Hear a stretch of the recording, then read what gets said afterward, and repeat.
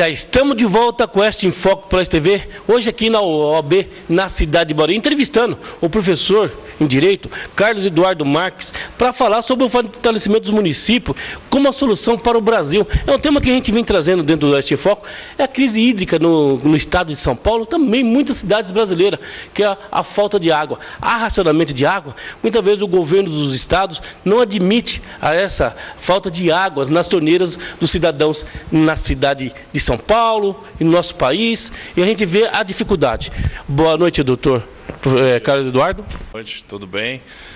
Em primeiro momento, gostaria de agradecer mais uma vez a oportunidade do canal Oeste TV, o Eduardo, nosso amigo, bem como o presidente José Almir, da 117ª subseção da OAB de Barueri, que prontamente atendeu o nosso pedido a oferecer a Casa do Advogado de Barueri para que possamos conversar um pouco sobre as atribuições constitucionais dos municípios brasileiros. Doutor, eu estou acompanhando aqui, quero fazer a primeira pergunta. O que levou o senhor a se interessar pelos municípios brasileiros, somente a questão hoje no nosso país e muitos estados, a crise hídrica, que é a falta de água nas torneiras dos cidadãos brasileiros? Bom, Eduardo, na graduação nós temos já a matéria de direito constitucional, direito administrativo, mas nós temos a matéria de uma maneira bem espaçada, não muito específica.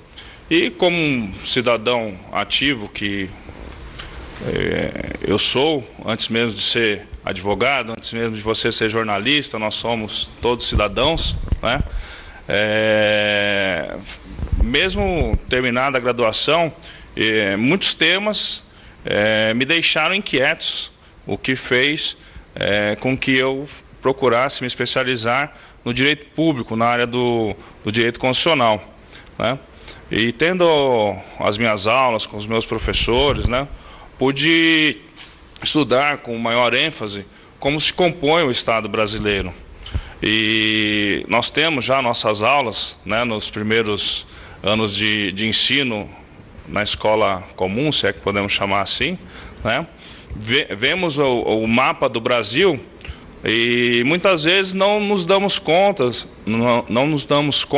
e não percebemos a importância dessa divisão, que na verdade é uma divisão política, é uma divisão de competências administrativas, onde concluímos, e o Estado brasileiro hoje, né, depois da Constituição de 1988, nosso Estado brasileiro vem a ser uma federação. E o que é a federação?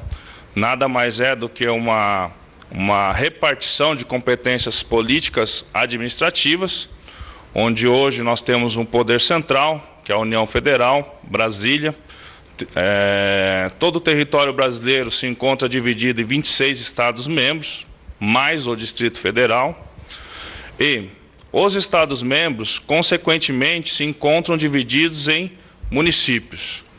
O total de municípios brasileiros hoje, quando tive a oportunidade do lançamento do livro, eram 5.565 municípios.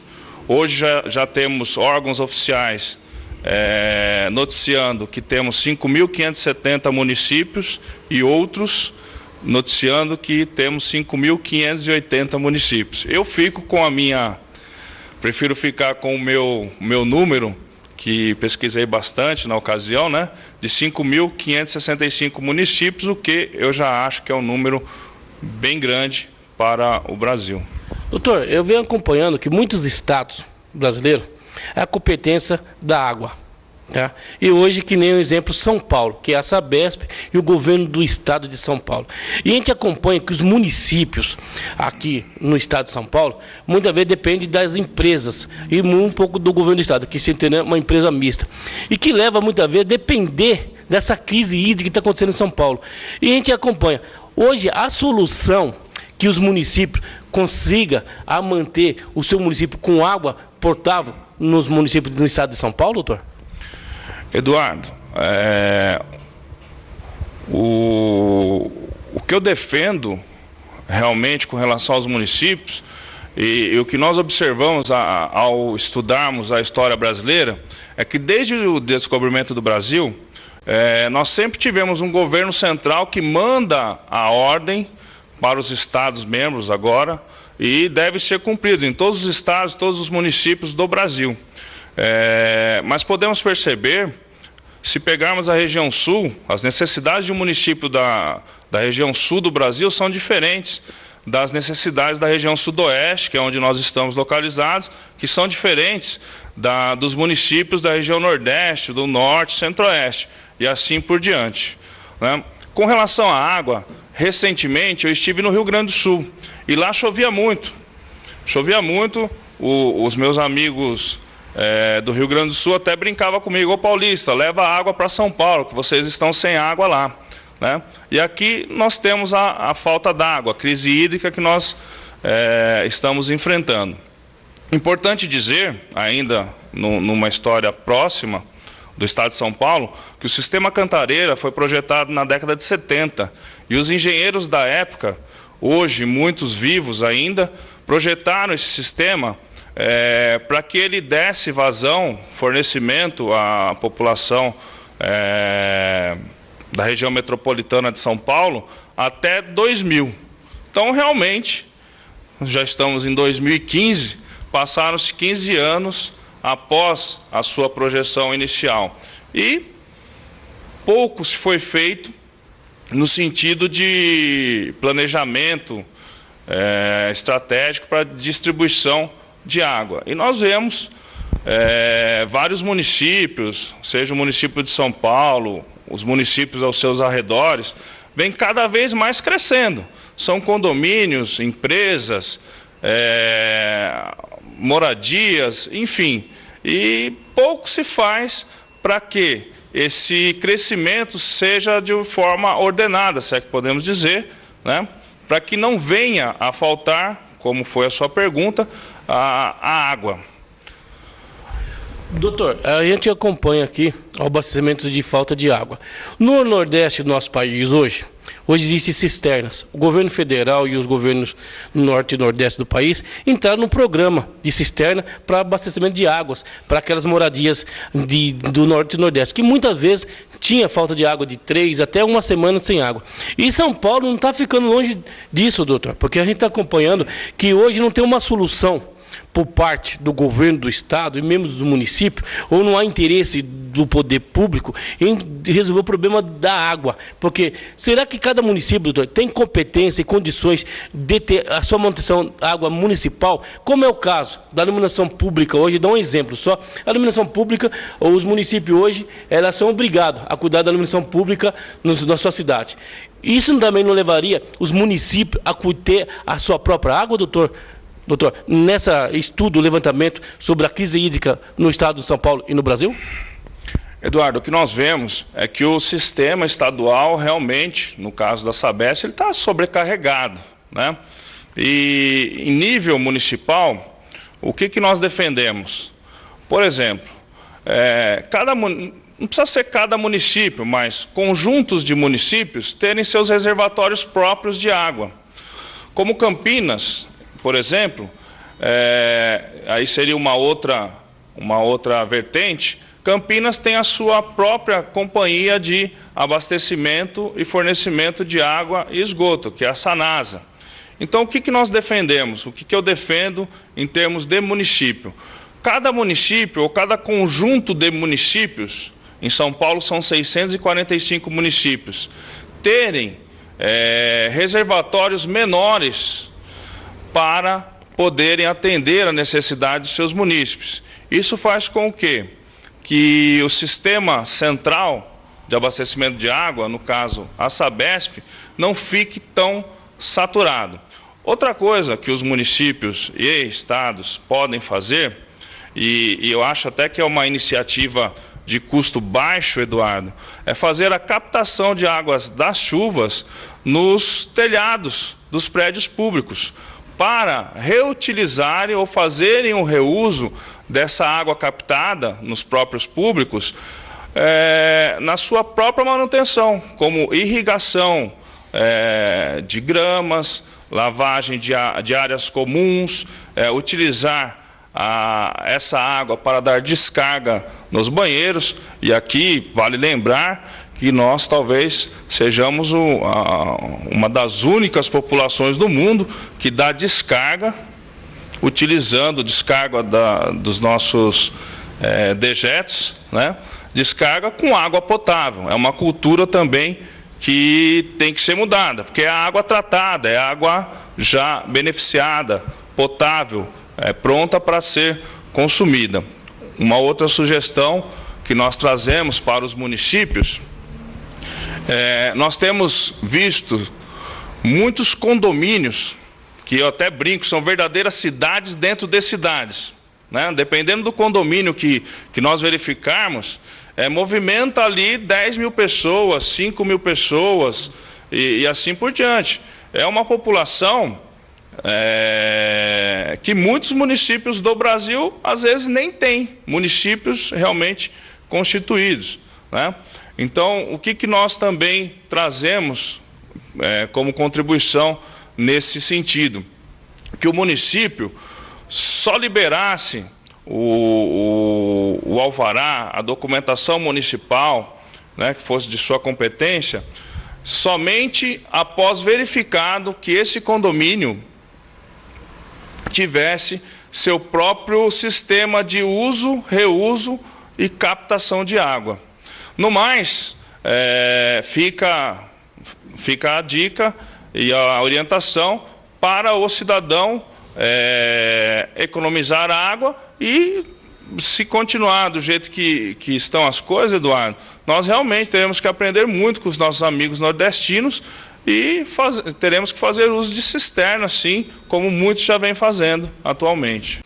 Essa empresa que hoje abastece a água em Campinas municipal, a Sanasa, a tributação, ela se for, porque hoje a gente tem um parâmetro muito que se fala na tributação. A Sabesp, ela cobra o saneamento básico, que é o esgoto, e a água, que muitas vezes é dobrado, e nem muitas vezes tem um esgoto também que atende a população, somente na grande São Paulo.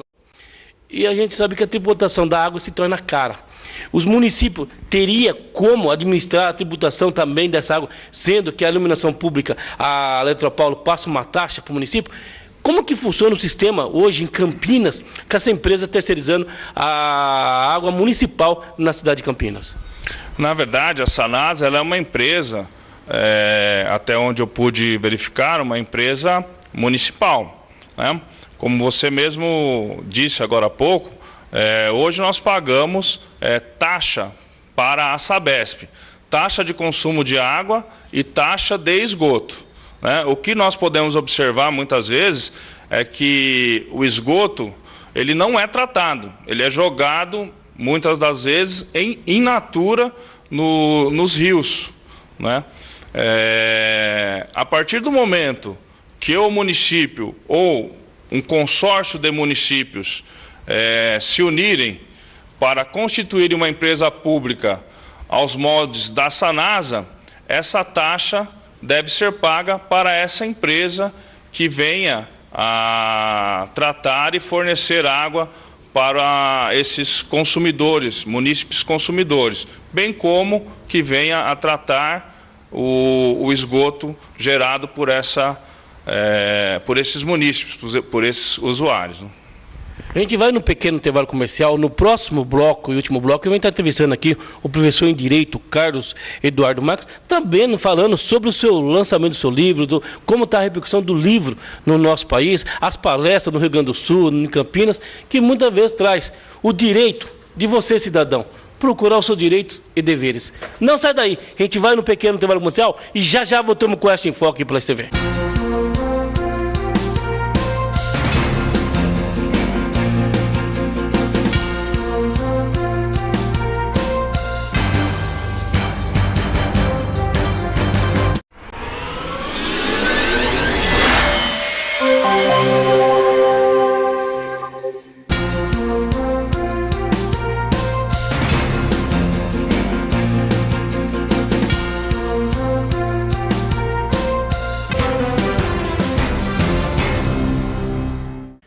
Já estamos de volta com esta Em Foco pela TV, entrevistando aqui o professor Carlos Eduardo Marques para falar sobre o lançamento do livro, fortalecimento. Já não é mais lançamento, já faz um ano, né, que nós fizemos uma entrevista com o professor, que é falando sobre o livro, o fortalecimento dos municípios como uma solução para o Brasil. Professor, a importância do livro, como está a expectativa das palestras que o senhor teve no Rio Grande do Sul, Campinas, e que o prefeito das cidades que estão nos acompanhando nesse momento, que quer saber um pouco mais sobre o livro, sobre o problema da crise hídrica, que é a solução para os municípios, o que o doutor teria para falar para os professores da área e também para os prefeitos e os políticos que interessar muito mais sobre essa questão do livro, o fortalecimento dos municípios como solução para o Brasil?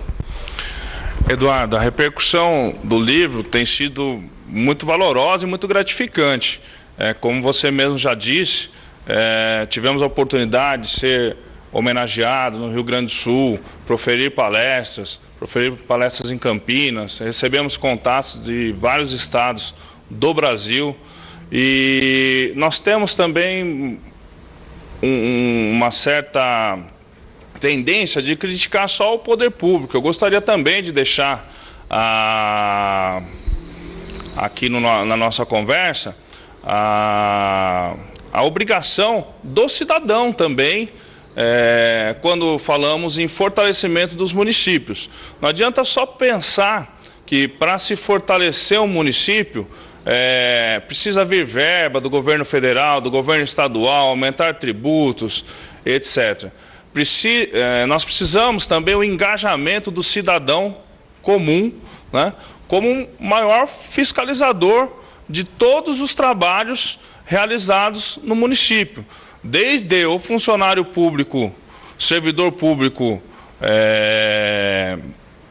que está, digamos, numa escala na base da pirâmide, até os gestores principais, como prefeitos, governadores, vereadores, deputados e etc. Né? Doutor, eu estava aqui dando uma olhadinha no livro, né? Teoricamente, o Estado define-se como instituição organizada política, social e juridicamente. De forma bem resumida, ele é resultado da união entre um território, um governo e um povo.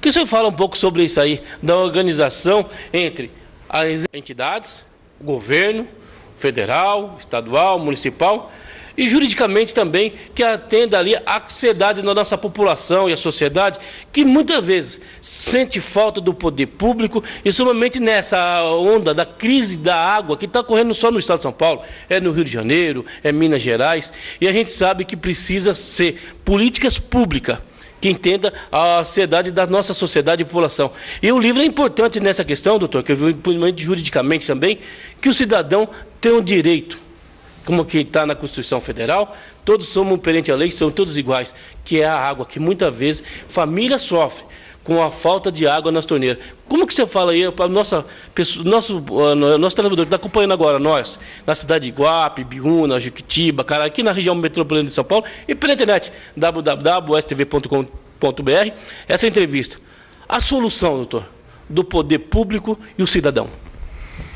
Eduardo, muitas vezes eu falo, eu não tenho todas as respostas, né? Nós, no trabalho que desenvolvemos, também ajudamos todos os atores aí da vida pública a pensarem também, não é? Mas, como você disse, e leu aí o trecho do livro, quando se refere a Estado, Estado para nós aqui vamos entender como o Brasil, né? A união de um território, um governo e um povo, não é verdade? E nos municípios não se faz muito diferente. O Brasil tem soberania perante os demais estados, os demais países do mundo. O município, ele também tem autonomia, só não tem soberania, mas fazendo esse paralelo, né, qual seria a área territorial do município? Os seus limites, né? Qual é o governo do município?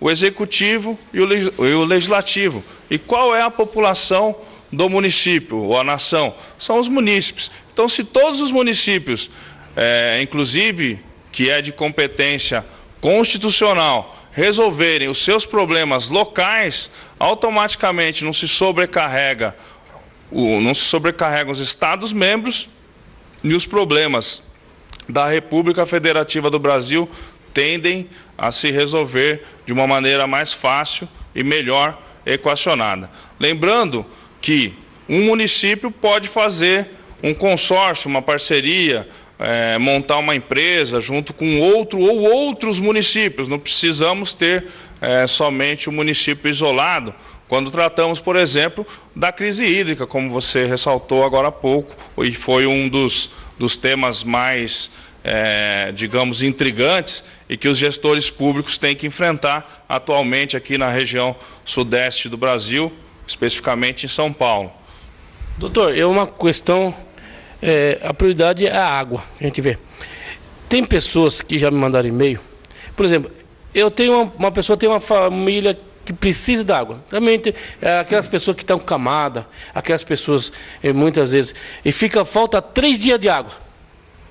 E muitas vezes o Estado não garante essa água para aquela família que tem problema com a família, necessidades especiais dentro de casa.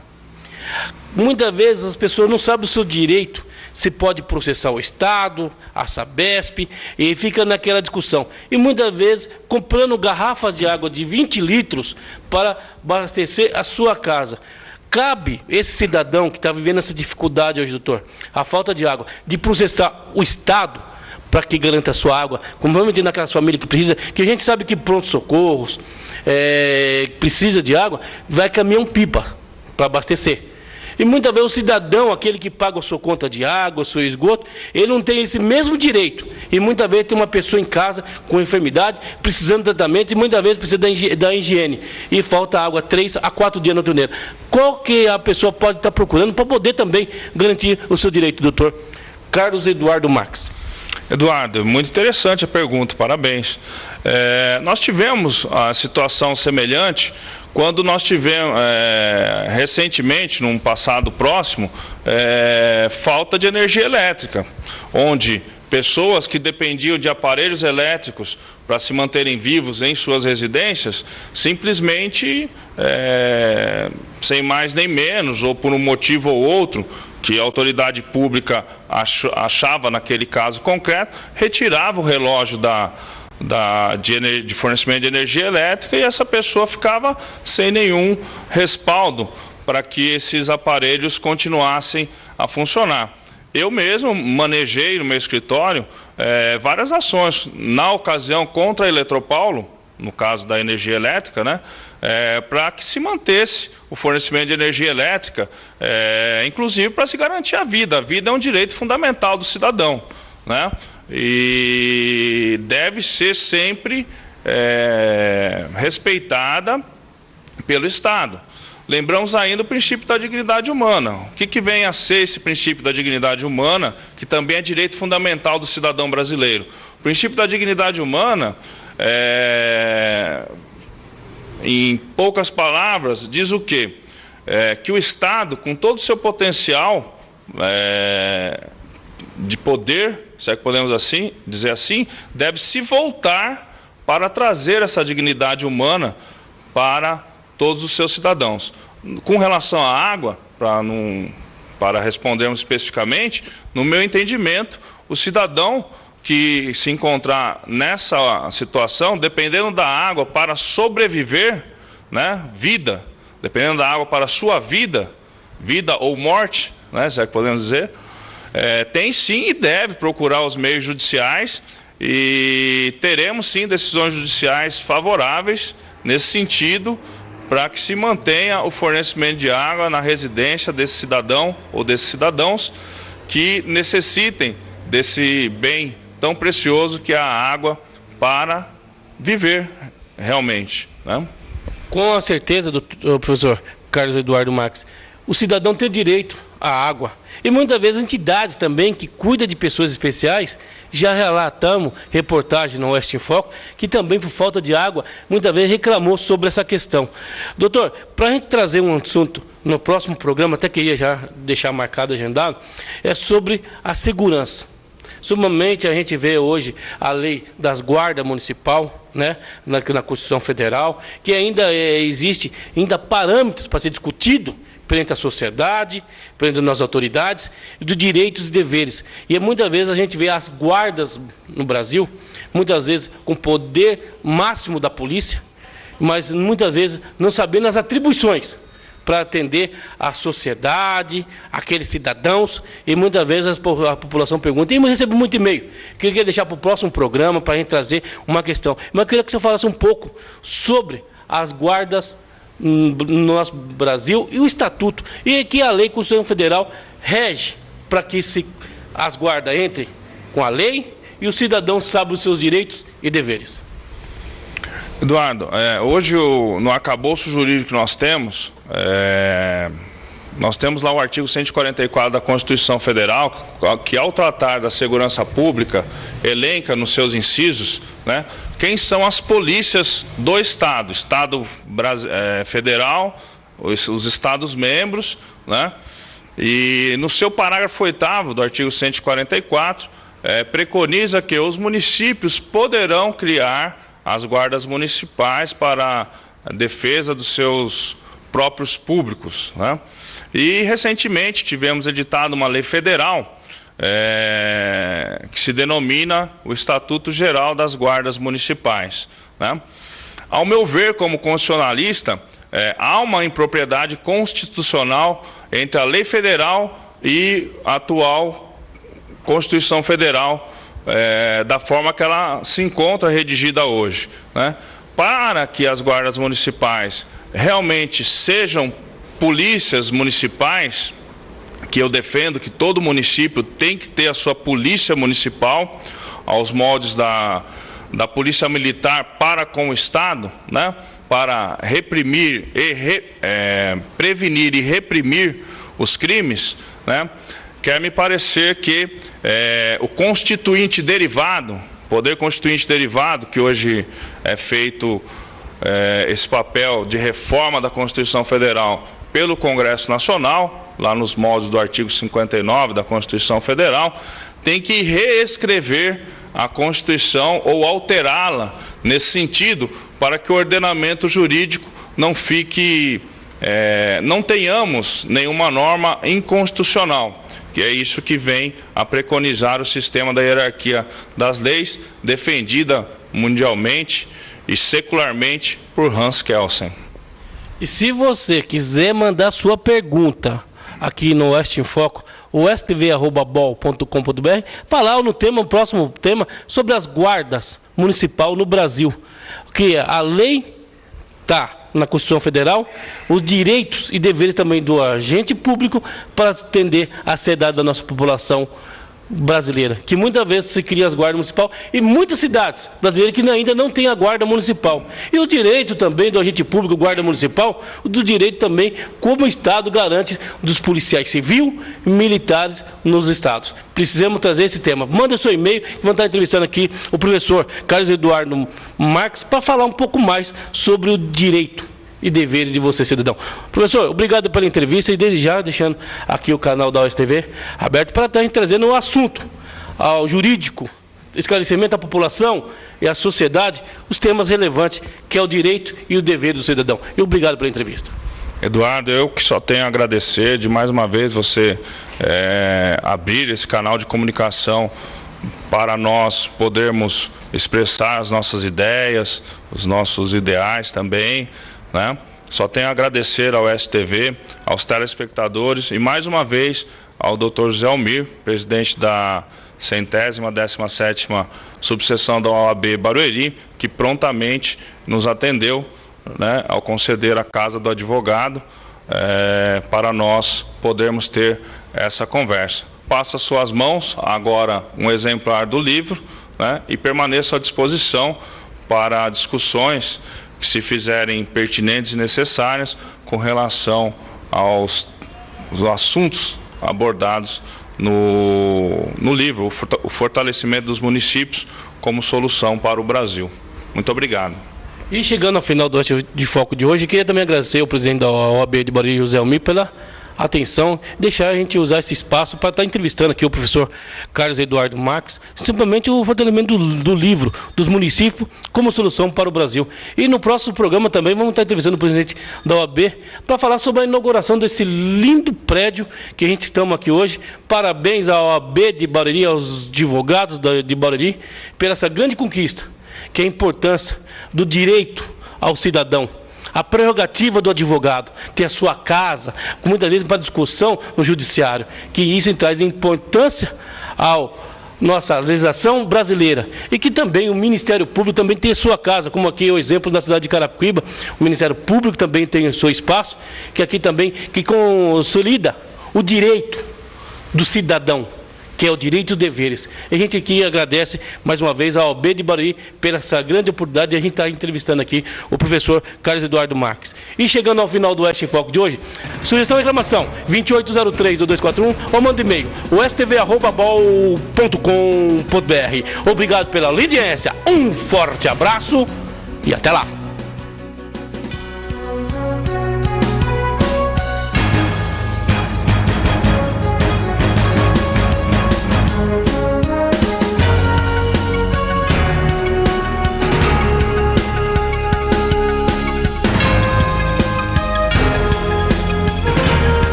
O melhor do entretenimento você encontra aqui na TV União.